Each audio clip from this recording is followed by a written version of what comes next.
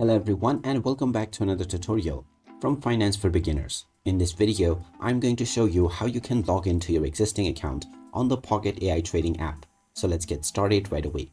First of all, open up the Pocket AI Trading app on your device, and once you are taken into the homepage, tap on the sign in button underneath. This will then take you into the sign in page.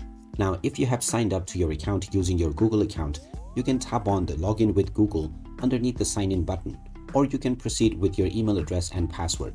Enter your email address within the email section and then type in your account password underneath. If this is your personal device, tap on the Remember Me button and then you can tap on Sign In to log into your account.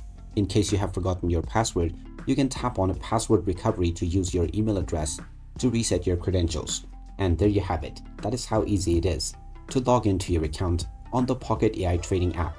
If you find this video helpful, don't forget to hit that like button and subscribe to our channel for more useful tips and tutorials.